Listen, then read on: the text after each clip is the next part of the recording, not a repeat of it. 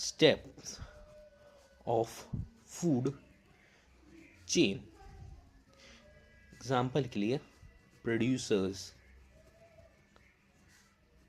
Primary consumer, secondary consumer and last में then tertiary consumer.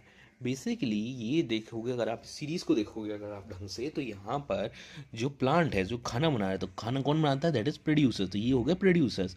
उसके बाद प्रोड्यूसर के ऊपर कौन फीड करता है? Primary consumer. ये वन डॉट जो है ये प्राइमरी का साइन है. ये जो सेकेंडरी कंज्यूमर, इसके ऊपर फिर ये फीड करता है सेकेंडरी कंज्यूमर, क्योंकि ये जो प्लांट को खाता है उसको हम पहला कंज्यूमर कहते हैं. उसके बाद जो प्लांट जो पहले कंज्यूमर को कंज्यूम करता है उसको हम सेकेंडरी कंज्यूमर कहते हैं. उसके बाद जो सेकेंडरी को कंज्यूम करते हैं उसको हम टर्शियरी कंज्यूमर कहते हैं, यानी कि तीसरा कंज्यूमर कहते हैं. ठीक है.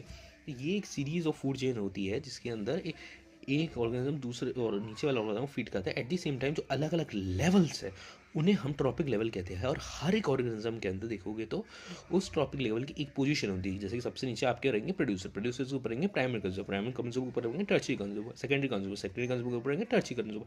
तो ये जो अलग अलग प्लेसेस है ऑर्गेनिज्म की, चाहे वो प्रोड्यूसर, कंज्यूमर हो, सेकेंडरी कंज्यूमर, टर्शियरी कंज्यूमर हो, ये सब आपके ट्रॉपिक लेवल कहलाया जाता है. ठीक है.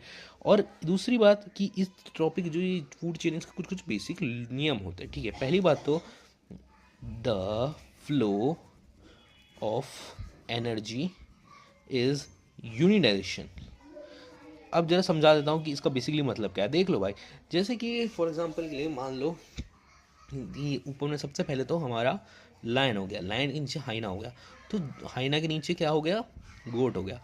गोट के नीचे क्या हो गया? प्रोड्यूसर प्लांट्स हो गए. तो अब अगर प्लांट से जो फोटोसिंथेसिस करके जो एनर्जी बनाई, ठीक है, जो एनर्जी प्लांट ने बनाई, फॉर एग्जांपल मान लो 100 जूल एनर्जी बनाई, आगे चल के जितनी भी एनर्जी पास ऑन होगी वो एनर्जी, ये जो पास ऑन गोड को, उसके बाद ये एनर्जी जो है वो आगे चल के पास ऑन हाइना को, और हाइना की जो एनर्जी है वो आगे चल के लायन को पास होगी.